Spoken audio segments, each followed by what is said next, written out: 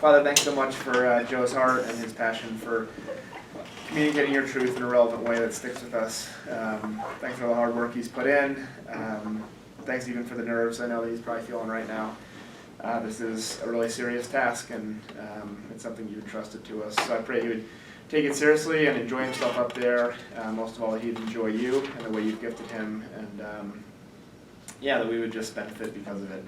That we would walk out of here living different lives because of how we encounter you today. So thanks so much for Joe, and be with him as he preaches. Amen. All right, we good to go? This is fine. Let's go. Sweet. Well, hello, friends. It's nice to see you.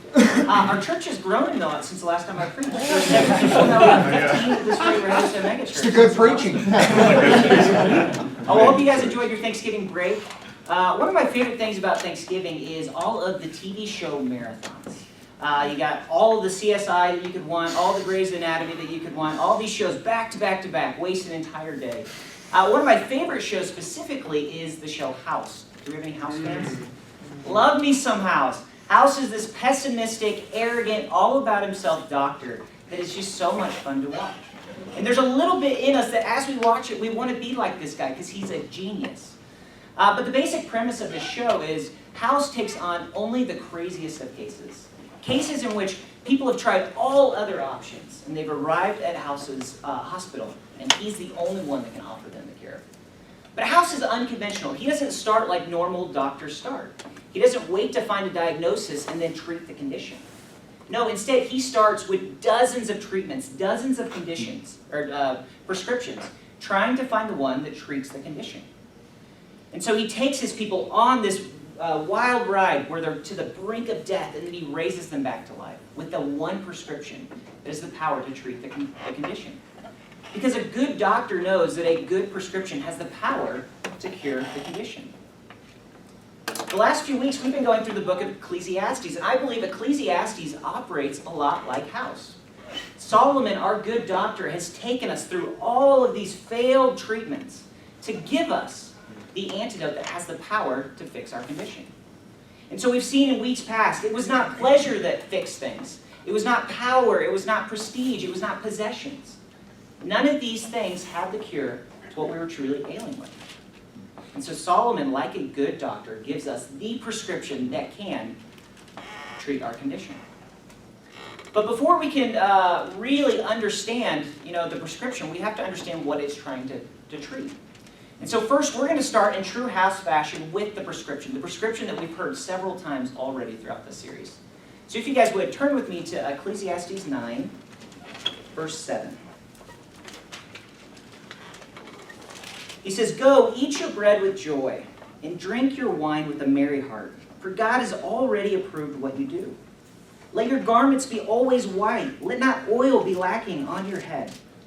Enjoy life with the wife whom you love, all the days of your vain life that he has given you under the sun, because that is your portion in your life, and in your toil, at which you toil under the sun. Whatever your hand finds to do it with all your might, for there is no work, or thought, or knowledge, or wisdom in Sheol, to which you are going." Solomon starts out, he says, enjoy your lot. It's all you've got. He says, enjoy the things that God has given you. Enjoy the gifts of food and drink, of relationship, of work. He said, this is your lot. Enjoy it. But if you're anything like me, we've heard this so many times already. This is the 5th time that he's offered this prescription. The 5th of these carpe diem statements. And if you're anything like me, I've heard this, and I'm thinking to myself, there's got to be more to life than this. Clearly, carpe diem isn't all there is. Isn't there more? Because all of us, we already have these things.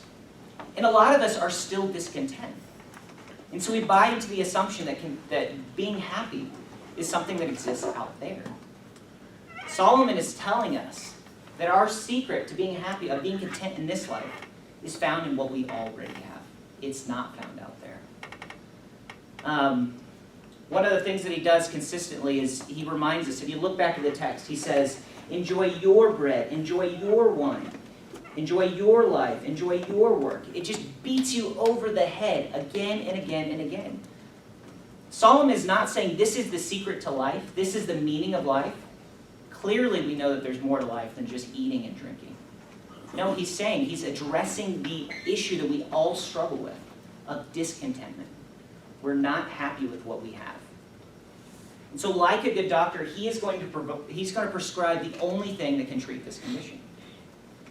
But when it comes to addressing the issue of discontentment, often the things that we try to treat it with not only don't make it better, they make it worse. Often the things that we go to treat discontentment with make things worse. I always use these kind of illustrations. I had a bunch of weird health things growing up, a lot of like weird health problems. One of them, when I was like in the 4th grade, I had warts all over my hands. Like 40 warts on each hand. I was just like all bumpity. It was crazy. I don't know what happened. My mom tried to convince me that it was because I was playing with toads in the backyard.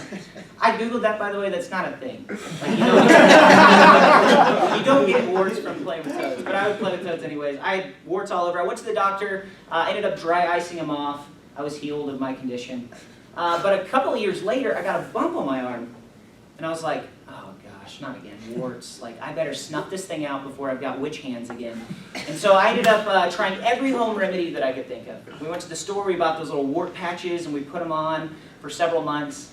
But to my surprise, it got worse. It got bigger. My little wart became a bigger wart. And so I tried duct tape because someone told me that would fix the problem. Didn't work. I just ripped off all my hair. I tried dry ice. That was really painful. Didn't work. Just kept growing. Eventually, I talked to my grandpa because he's a good old boy, old Midwestern man. And he's like, when I was a boy, I took out my pocket knife and I cut it. Oh, Grandpa. So I tried it. I wanted to get rid of this thing. And as I took my dull blade and began to slice my arm, a little bit of blood came out, and I like passed out. But I was without all options, so I ended up going to the doctor, and I'm sitting in the chair, and the doctor takes one look at it. And he said, son, that is not a wart. That is a mole. And your self-treatments that you've been doing, you've been mutilating this thing. You've given yourself a tumor. I'd essentially treated a mole like a wart and given myself a tumor that I had to have surgically removed. Oh, boy. When it comes to the issue of discontentment, often our best treatments make it much worse. It grows the problem. And so Solomon, understanding our condition, understanding that the real problem behind all of these failed placebos, behind power and pleasure and prestige, is not that you need more of these things. It's that you need to enjoy what you already have. The answer to discontentment is found in what you already have. So enjoy your lot. That's all you've got. Now, this would be a really nice place to end the sermon. I mean, you've got everything that you need to go out here and live a content life. But as Solomon's going to point out, there's another placebo, a dangerous placebo, a drug that runs rampant in our churches that we try and treat our condition with. And so he's going to take us back and help us to uncover this drug for what it is. So if you guys would you turn with me to chapter 8, 14 through 15. He says, there is a vanity that takes place on earth, that there are righteous people to whom it happens according to the deeds of the wicked. And there are wicked people to whom it happens according to the deeds of the righteous. I said that this also is vanity. And I commend joy, for man has nothing better under the sun but to eat and drink and be joyful. For this will go with him in his toil through the days of his life, that God has given him under the sun. So Solomon observes this phenomenon, that good things seem to happen to the people that stay home on Sundays and watch the Broncos. And bad things happen to the people that end up going to church. As he's observed this reality, bad things happen to good people and good things happen to bad people. That's right. And this should strike us, this should kind of break down some walls, because this isn't the Christianity we hear preached very often. We think that in evangelical circles we're immune from the health and wealth prosperity gospel, but we see it rampant. Preach Come to now, church and have brother. a better marriage. Come to church and be a better leader. Be freed from that addiction. We treat religious activity as if it's a guarantee to the good life. We treat religious activity like it's a means to give us the life that we need to finally be content. And Solomon is observing this phenomenon that after you zoom out, the reality is that good things happen to bad people and bad things happen to good people. Yeah. There's no rhyme or reason. For me and my wife, this is something that we've kind of tossed around with, we struggle with. Anybody ever asked the question, like, what if you hadn't gone to seminary? Because we're sitting at home, we're looking through our Instagram, and we see friends having an amazing time. They have boatloads of money. They've got the jobs we wish we had. They've got the cars we wish we had. And they seem to be having an awesome time. And when I sold my wife on coming to seminary, it's like, well, you know, we won't have money, but at least God will take care of us. Or at least we'll have relationships. You know, it was a bit of a transaction. I said, we are going to do these things for God because God will do this for us. And so often for many of us, whether it was coming to faith or making the decision to come to seminary, it was a transaction of some kind. Religious activity was some kind of guarantee to the life that we wanted. It was going to give us purpose and meaning to make us happy. All of this kind of came to a boiling point for me over the summer because I made a few ethical decisions that cost us financially. I did things that I knew God wanted me to do, things that I knew were right, and yet I ended up suffering from it. I was taking a summer class and feeling the pressure of that summer class, plus ministry, plus trying to be a good husband, and I couldn't keep up with it.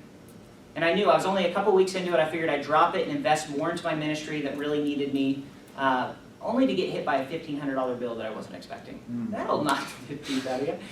And then I turned down a website job that was money that we were really banking on to supplement our income because I didn't think that it would benefit his business. I thought he might lose money by trying to get a new website. And so here I am watching my bank account drain, and I'm just flooded with emotion. And as I really contemplated those emotions, at my core, I was angry. I was mad. I was like, God, after all I've done for you, after all I've sacrificed, like, why am I struggling here? It's not supposed to be like this. But I realized that the root of that issue is I had bought into something that wasn't true. I had made a transaction with God that he never made with me. And so Solomon, observing this phenomenon that so often religious activity is a guarantee to the good life, the long life, he sets his mind to figure out, why does it seem like in this life you can't figure it out? And so next, he says in verse 16, he says, when I applied my heart to know wisdom, and to see the business that is done on earth, how neither day nor night do one's eyes sleep, then I saw all the work of God, that man cannot find out, the work that is done under the sun. However much man may toil in seeking, he will not find it out. Even though a wise man claims to know, he cannot find it out.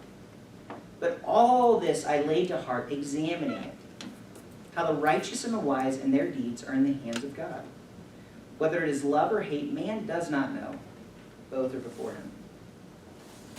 So Solomon, the wisest man who has ever lived, with all of his knowledge and all of his wisdom and a lot of his time, set himself out to figure out this question. And his conclusion? Man can't know. We can't know. There is no formula. Religious activity is not a formula that gets you what you want. 1 + 1 in this world does not always equal 2. Bad things happen to good people, and good things happen to bad people. And our religious activity cannot be another means that we use to manipulate God, turn his hand to give us favor. Man cannot know. And for those of us that are going to be future, which is most of us, going to be future pastors and teachers and leaders of God's people, we have to make sure that we're preaching what's true. We're preaching the real gospel. We're not preaching another placebo. We're not offering all of the fixes to your life at the cost of nothing. It's not a weight loss supplement. When it comes to Christianity, we have to make sure that we're preaching the reality of who God is, of what he has done in the person and work of Jesus Christ, not what he can do for us. As future leaders and pastors, we have to make sure that we are following Christ, that we're calling others to Christ based on who God is and what he has done, not what he can do for you. And so Solomon, having revealed the placebo, the last placebo, the last thing that we try and fix our discontentment with, what's next? Like, in the words of Winnig, give me some hope, Pastor. Solomon, give us some hope. In verse 2, he says, it is the same for all, since the same event happens to the righteous and the wicked, to the good and the evil, to the clean and the unclean, to him who sacrifices and to him who does not sacrifice. As the good one is, so is the sinner, and he who swears is he who shuns an oath. This is an evil in all that is done under the sun, but the same event happens to all. Also, the hearts of the children of man are full of evil, and madness is in their hearts when they live. And after that, they go to the dead. But he who is joined with the living has hope, for a living dog is better than a dead lion. Yeah. For the living know that they will die, but the dead know nothing, and they have no more reward. For the memory of them is forgotten. Their love and their hate and their envy have already perished. And forever they have no more share in all that is done under the sun. Woo! That's depressing. Good night. It's like reverse Oprah. Instead of you get a car, you get a car, you get a car, it's you're gonna die, you're gonna die, you're gonna die. Everyone dies. The good one and the bad one, we all die. And I know we know this is true, like we all know you're gonna die, right? But we don't live like this. You know, we hide our old people away in nursing homes. We worship the young. We live like we're not going to die. Like we always have more time. But then tragedy strikes. You know, somebody close to us dies, and the veneer cracks, Yeah. and we see reality for what it is. Good. Everyone we know is going to die. You're going to die. And while this is an incredibly uncomfortable reality, I mean, really, if you think about it, that you're going to die, it's a scary thing. It's a really helpful thing. And what Solomon is using is he's using this to help us see things in a right perspective. He's helping us to zoom out and to see life for what it is. Because if you've noticed this, anytime that someone dies that's close to you, anytime that it strikes someone that's close to you, our values begin to shift. Things that weren't important now become important. Our perspective changes. Spending time with friends and family and the ones that we love becomes more important. Enjoying what we have becomes more important. Death has the incredible ability to change our perspective. And as Solomon reminds us, we're all headed there. We're all going to die. So, dang it, I was hoping this would happen. The second thing that death has the power to do is it's a powerful motivator. He uses this illustration in verse 4 where he says, for the living dog is better than a dead lion. Yeah. And this is a very strange metaphor. We don't think about this very often. When you guys think about a dog, you probably think of Fido at home, that creature we worship, with kibbles and bits and bag and strips. It's in the family Christmas card. But dogs at this time were not that. Dogs were bad. Dogs were the most despised and dishonored of all creatures. They ate dead corpses and garbage. So what Solomon's saying here is it's better to be dishonored and to be despised and be alive than to be the most prestigious of all animals and be dead. Solomon is saying that it's good to be alive, even with a terrible portion, even with a bad lot. It's better to be alive than to be dead, because when you're alive, you have hope. There's more. And if you guys are here, which you are, and you are listening to this, you're alive. This is good news. This is finally, here it is. It's like that moment in the Christmas Carol where Ebenezer Scrooge, he is just visited with the ghost of Christmas past and the ghost of Christmas present. And the angel of death has taken him to the future, to the cemetery. And it's a dark and ominous scene. It's cold, the wind is howling, and Ebenezer Scrooge weaves in and out of all these tombstones until off in the distance, the music begins to pick up, you feel the tension. Off in the distance, he sees a tombstone that looks peculiar. As he approaches it, the tension builds and it builds. He's dreading it, but something keeps drawing him closer to it. As he looks at the epitaph, which is now covered in cobwebs, and he brushes it away, it reveals his own name. In the most iconic scene of that movie, he drops to his knees and he cries out, is this what will be or what may be? Is this my future or is there hope? And the scene cuts to black. He wakes up the next morning and no time has passed. And this Ebenezer Scrooge, who was once greedy and grumpy, is now generously giving to all around him. He's found joy and contentment in this life. Because death is a really powerful motivator. That changes the things that we see. And it challenges us to live a different life. Friends, if you knew that you were going to die tomorrow, like tomorrow you get hit by an ice cream truck, you're done. How would that change the way that you live today? What unfinished business would you go out to settle? What things that are left undone would suddenly need to be done would be the most important things? Who would be the people in your life that need to know that you love them? What person would you need to call? Because as Solomon reminds us, death is certain. We're all headed there.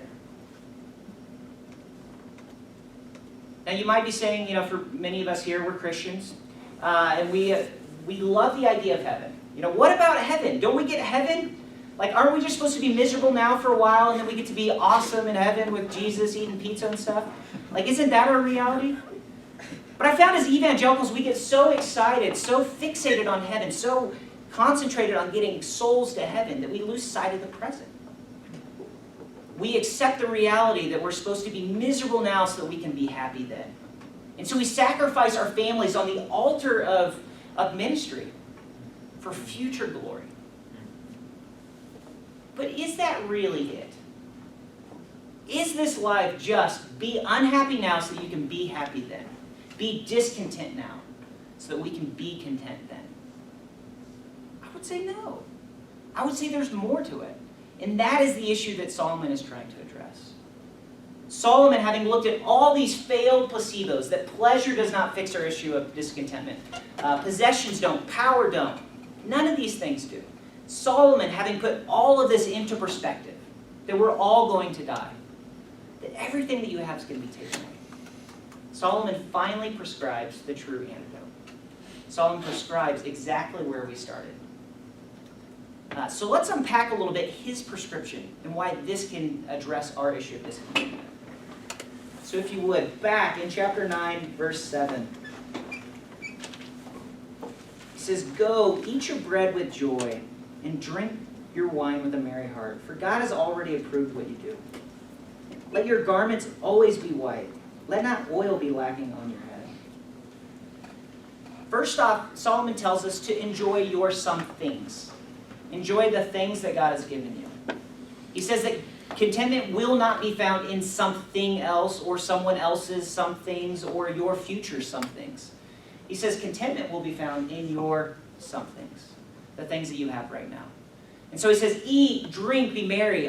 He says, let oil not be lacking from your head. Wear bright garments.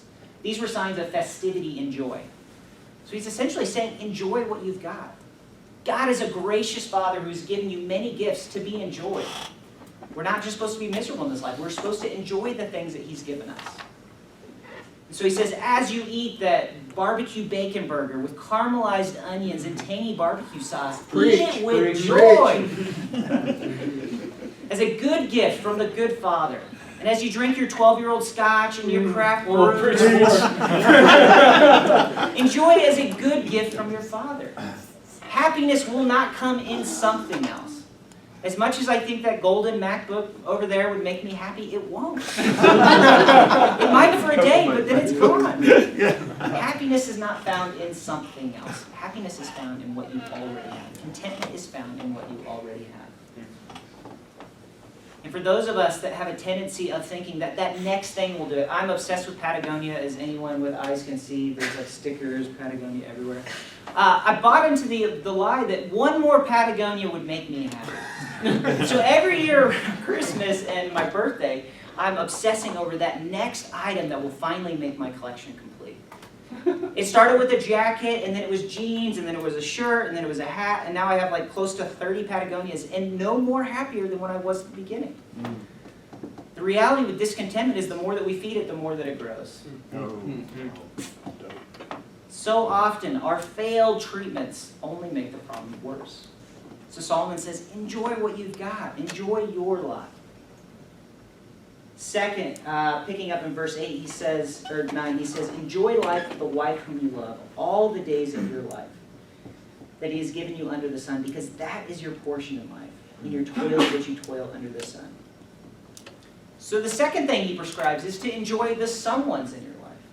He says contentment can be found in your relationships and the ones that God has given you. Not in someone else's someone else, not in a future someone else that you eventually marry. Or he says contentment can be found in your someone.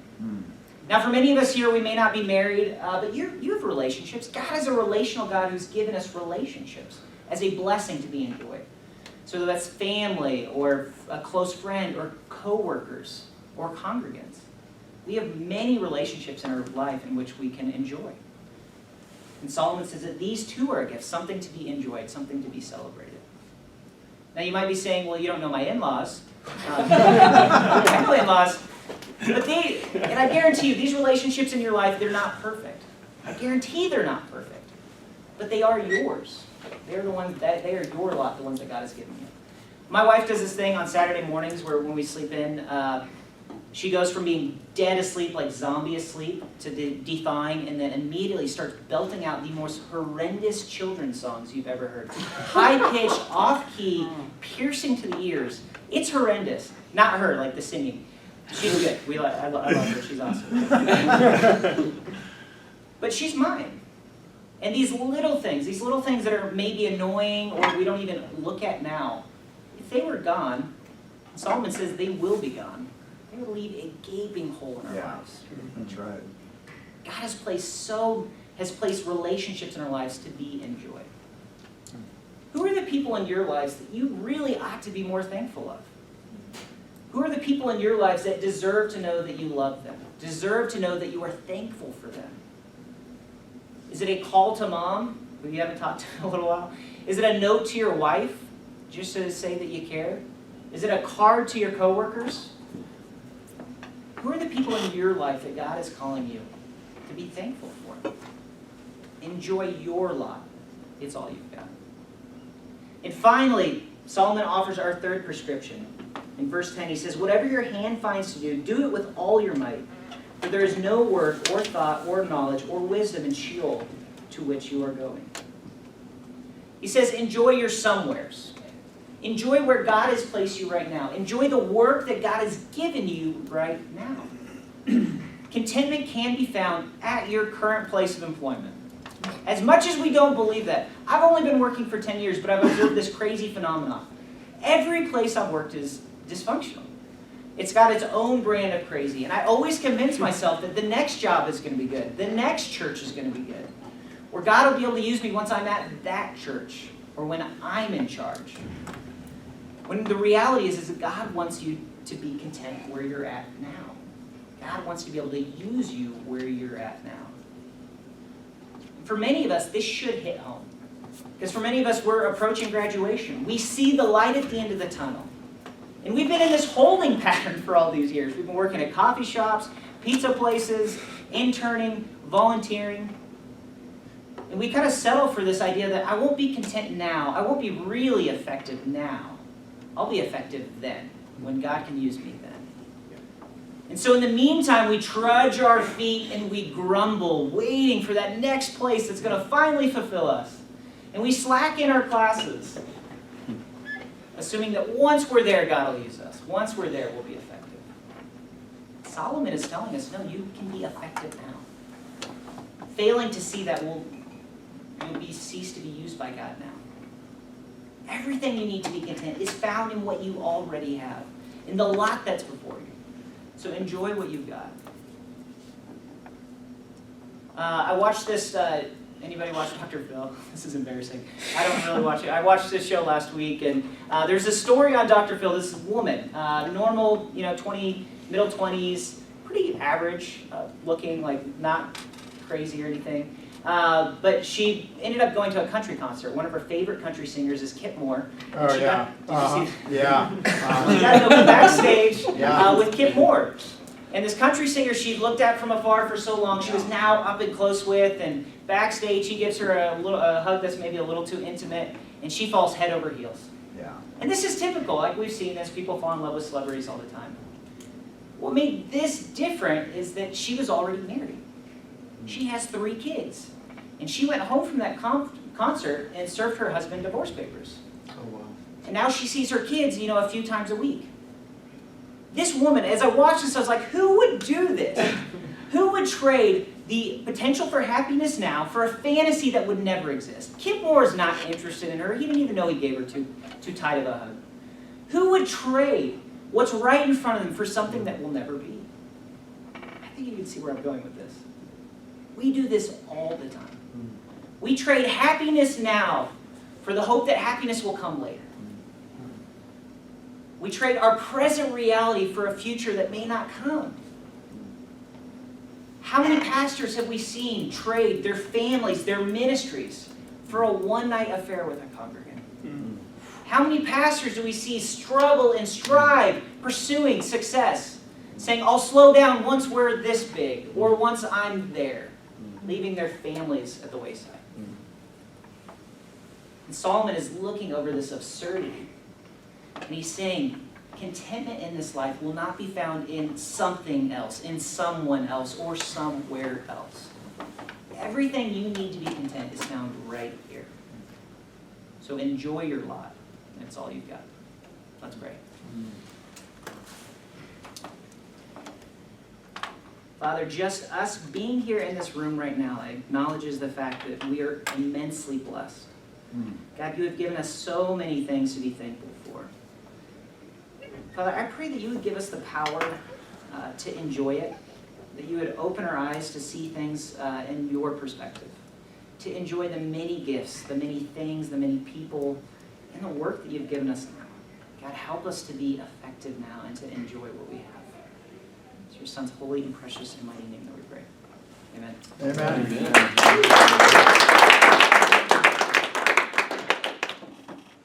I am going to enjoy my gold MacBook now. I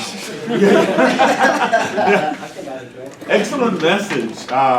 For me, just excellent transitions, excellent